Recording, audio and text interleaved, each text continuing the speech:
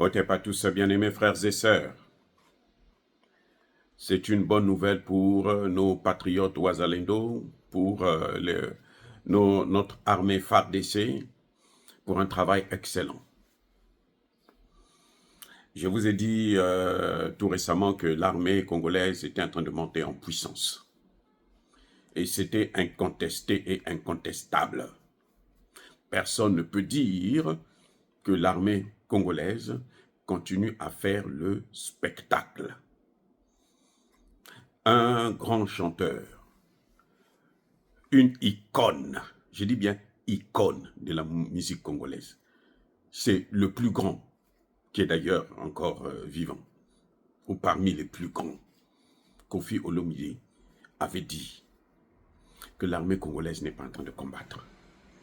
On nous attaque, donc nous ne sommes pas en guerre. Parce que les Rwandais rentraient au Congo sans faire de combat. Ils rentraient comme un couteau dans du beurre. Ça lui a valu une convocation de la Cour suprême du Congo. J'avais critiqué cette attitude parce que le grand chanteur Kofi Olomide avait raison sur toute la ligne.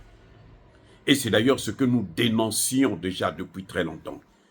Il n'est venu seulement parce qu'il a une voix qui porte, puisque c'est une star. Quand il a dit ça, c'est là que les gens ont pris conscience mais il y a quelque chose qui ne va pas.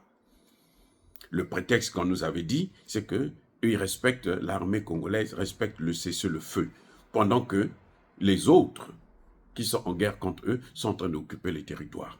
Heureusement pour nous, oh, très cher Ouazalendo, heureusement pour nous que vous aviez été là pour limiter les dégâts. Vous ne pouviez pas faire tout parce que vous n'êtes pas une armée conventionnelle. Vous n'êtes que des volontaires qui travaillent dans des conditions très, très, très difficiles.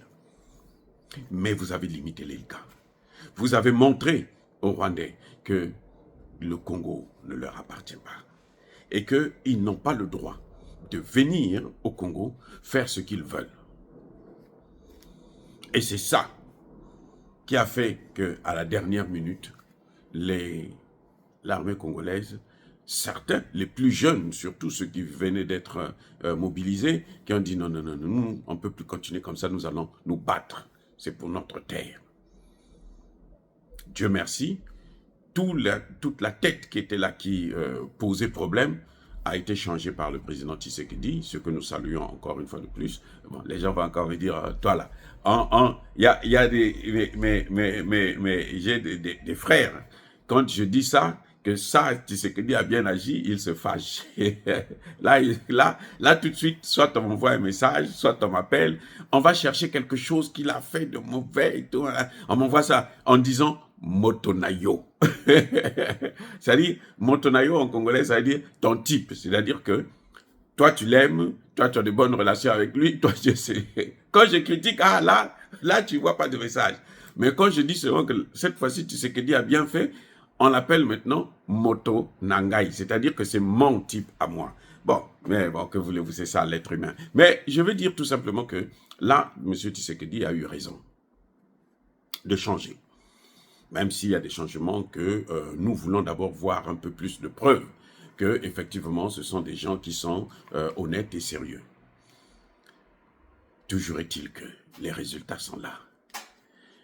Ce mercredi 25 décembre 2024, le grand terreau, en la personne de Gassasira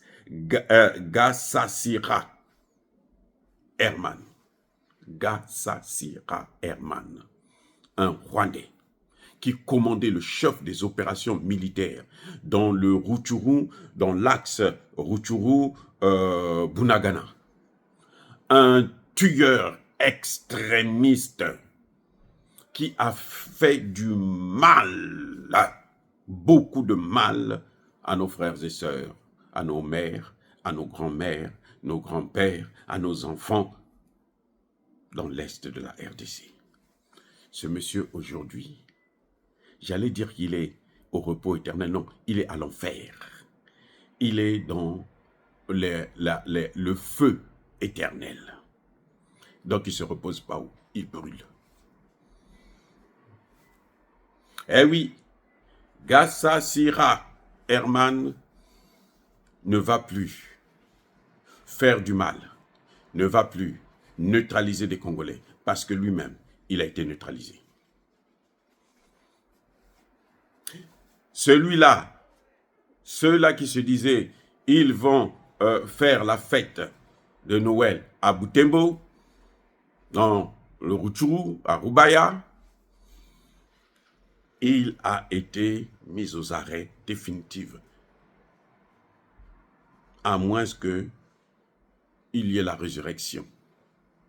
Mais lui, il ne peut pas ressusciter, parce que il a trop fait du mal. C'était alors le bras armé de Paul Kagame. Il n'est plus, et c'est tant mieux pour les populations de l'Est de la RDC. Mais il n'y a pas que ça.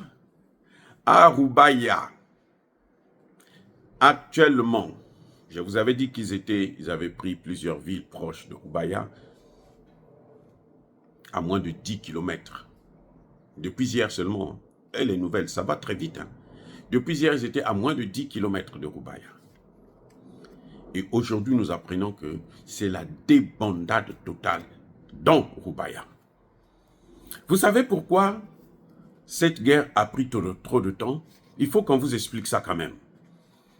Cette guerre a pris beaucoup de temps parce que, écoutez bien, parce que les Congolais ne combattaient pas. L'armée congolaise respectait le cessez-le-feu. Ça, c'est un. 2. L'armée congolaise était infiltrée, mais alors à près de 60%. 3. L'administration congolaise, députés, sénateurs, tous là, les hommes politiques, tous corrompus. C'est pour ça que vous avez vu cette situation a duré si longtemps. Ça, c'était le problème. Donc, quand Tshisekedi arrive, Kabila qui a signé plusieurs accords de paix. Vous savez qu'est-ce que ça signifiait, les accords de paix? Accords de paix, c'était prendre tous les Rwandais et les Congolais qui ont travaillé pour le Rwanda, les intégrer dans l'armée. Donc, tous les accords de paix qu'il y a eu des deux Kabila, c'était dans cette optique-là. Et même un vulgaire criminel, on faisait de lui un général. Parce qu'il vient, il dit, moi j'étais déjà général dans la rébellion, maintenant je suis général dans l'armée. Qu'est-ce que vous pouvez attendre des gens comme ça, les amis? Et c'est cette armée que Tshisekedi a hérité. Donc, il fallait prendre du temps pour arriver à maîtriser cette armée et maintenant à faire les changements qu'il le faut. Vous allez me dire que ça a pris beaucoup de temps pour Tshisekedi, peut-être. Mais, accordons-lui le bénéfice du doute, parce que la responsabilité de la faillite de cette armée incombe sur ses prédécesseurs, pas sur lui. Pas sur Tshisekedi. Tshisekedi a pris tout le temps, c'est vrai, a pris beaucoup de temps pour contrôler, pour prendre des décisions. Mais vous savez que Tshisekedi parlait avec Kagame, il l'appelait mon frère. C'est après que Tshisekedi s'est tourné contre le même Kagame, que Tshisekedi a renié, a dénoncé les accords que lui-même Tshisekedi avait signés. Il a fait. Parce que quand il arrive, il n'a pas de béquille. Il ne peut pas se tenir debout. Il est obligé de compter sur ceux qui sont là. Donc, il est obligé de faire le jeu et étudier comment il faut, de l'intérieur, commencer à les détruire. Et c'est ce qui s'est passé. C'est pour ça que c'est maintenant seulement que Tshisekedi arrive à maîtriser la situation. J'espère qu'il va prendre les choses en main jusqu'à la fin. Il ne va plus reculer sous prétexte que, bon, les Américains ont dit cessez le feu. L'Union européenne a dit cessez le feu. J'espère qu'il ne va pas stopper cette armée. Parce que cette armée, si elle veut combattre, Si on lui donne l'autorisation de combattre et on lui donne les moyens, cette armée fera face à l'armée de Paul Kagame. J'en suis convaincu, j'en suis sûr. Surtout avec l'appui des Wazalendo qui sont, mais alors, les plus forts, incontournables. Donc voilà, bien aimés frères et sœurs, je suis sûr qu'on va encore m'appeler pour me dire que ton type, hein, Motonayo Tshisekedi, il est... Parce qu'il y a des gens qui trouvent que je dois le condamner. Non, je ne suis pas pour Tshisekedi, je suis pour la RDC, je soutiens la RDC, je soutiens l'armée congolaise et je critique tous ceux qui veulent mettre à genoux, balkaniser ce pays. Voilà, je critique et je me battrai pour que ce pays puisse retrouver sa liberté, la paix et amorcer le développement.